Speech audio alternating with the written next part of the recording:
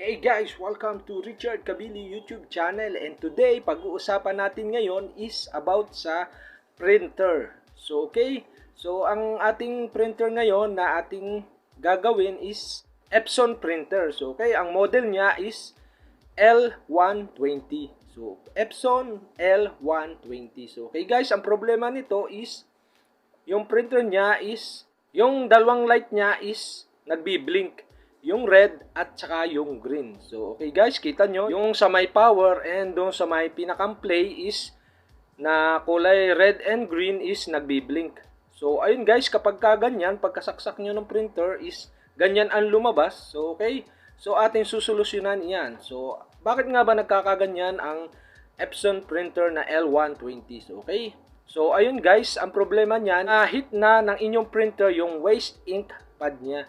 So yung na-hit niya na yung limit. So guys, kapag ganyan, dinadala na siya sa mga service center ng Epson. So guys, dahil nandito ako, so tuturo ko sa inyo kung paano siya masusolusyonan. So madali lang to guys, sundan nyo lang ako. Need nyo lang na PC. So kailangan nyo lang i-connect yung PC nyo sa inyong Epson printer na L120. So guys, sundan nyo lang ako at ituturo ko sa inyo kung paano siya solusyonan. So guys, yun lang at simulan natin.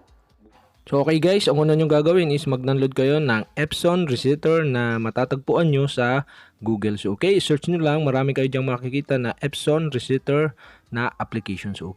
So dahil na-download ko na, then pagkatapos nyo i-download nga pala, extract nyo na rin para makita nyo itong mismong application. So guys, bago tayo magsimula, i-connect nyo muna ang inyong Epson printer sa inyong computer. Then ayun guys, kapag na-extract na ninyo yung inyong application, so may makikita na kayo dyan na L120 na application. So double click nyo lang para ma-open itong Epson Adjustment Program. Then dito naman, so ang pipiliin dyan in particular adjustment mode. Pero bago nyan, kailangan nyo munang i-check itong model. Itong L120 dapat ang nakalagay. Then ayun guys, dito naman pipiliin nyo is yung waste ink pad counter. So at kapag nakita nyo, so click nyo lang siya. Then ayun, pagka-click nyo nung waste ink pad counter, so ang pipiliin dyan is yung OK button. So click nyo lang yung OK button. Then ayun, pagka-click nyo nung OK button, so mapupunta na kayo dito sa waste ink pad counter. So dito naman, punta kayo dito sa main pad counter. Mayroon siyang square dito sa kaliwa. So click nyo lang then para magkaroon ng check. Then after that, click nyo na yung initialize. Then may magpa-pop up. Tapos click nyo lang yung OK button. Tapos may magpa-pop up ulit ng press turn off the printer. So i-turn off daw muna natin yung printer natin bago natin i-click yung OK button. So kapag i-off na natin yung ating printer, so click nyo lang siya, yung OK.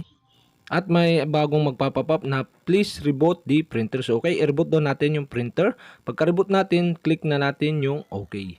So ayun guys, pagka na-reboot na natin, so automatic na siya na magiging okay ang ating printer. So guys, gagana na siya at magiging isa na lang na green yung ilaw. So hindi na siya magbi-blink. So ayun guys, sana nakatulong itong video na to. At kung may mga katanungan kayo, mag-comment lang kayo below. At kapag hindi ko pa kayo subscriber, mag-subscribe lang kayo sa aking YouTube channel. I-click nyo lang ang subscribe button at ang bell para ma-notify kayo kapag may mga bago akong video. So yun lang guys, and salamat sa panonood.